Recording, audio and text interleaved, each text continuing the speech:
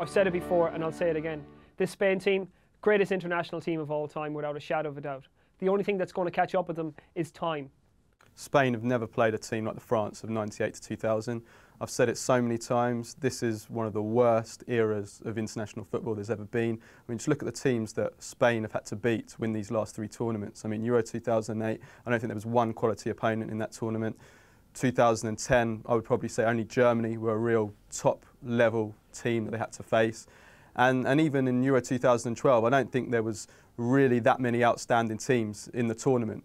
I accept that perhaps the international arena has regressed somewhat and that the standard of certain teams isn't as high as it was. However, the gap among the top teams I don't think has ever been smaller, aside from one exception, and that exception is Spain. Okay, so while all the other teams are muddling around maybe the same standard, you have Spain consistently excelling and consistently performing in that way that only they can. You look at their last 2 qualification campaigns, 10 wins out of 10, twice.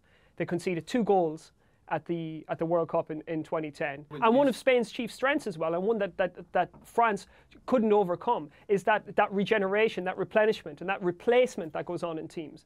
You had, under Luis Aragonés and then under Vicente del Bosque, you had a near perfect handover. That's true, but is it really that important? I mean, you can look at, say, the Brazil 1970 team. They were only great for 1 tournament, but for some that would be enough.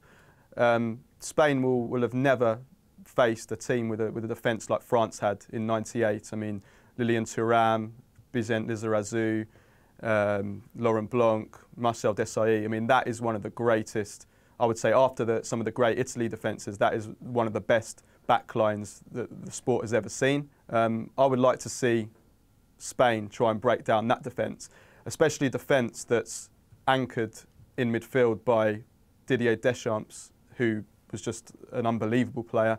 And we haven't even mentioned the great Zinedine Zidane. I mean, Zidane used to run the show, whichever midfield he would play against. And I don't think, despite the abundance of talent that Spain have got, and they've got so many attacking midfielders, yeah, what do you think? Yes, I do. I think they could cope with Zinedine Zidane. Obviously, if Zidane gets a chance to thread a through ball through to one of his forwards, then there's always the chance that a chance can be taken by a France team. However, I wouldn't fancy France to have enough of the ball in the first place for Zidane to find that space in which to work. Even when they come up against teams who fancy themselves as the equal of Spain, what do?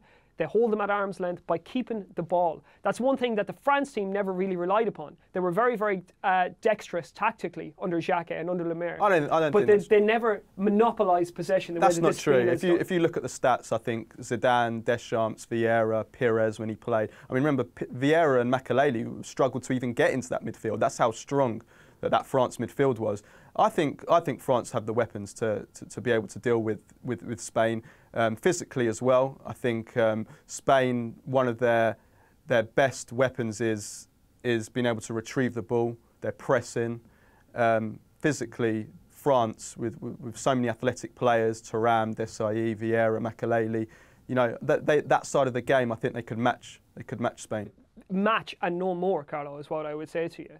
I think when you add Spain's almost superhuman pressing game to the ball retention and to that creativity and to that vision that they have in midfield, and also that comes from all over the pitch, that they have capable footballers. And once you marry that stamina and fitness to that capable ball retention, you have a team that's nigh on unbeatable. And as you said yourself, 23, 24 consecutive qualification wins and 3 tournament wins in a row. There's no doubt about it, Carlo, that you're looking at the greatest team of all time. If you want to make sure you see all our goals, features and expert analysis, then remember that you have to subscribe. So press that little button right now.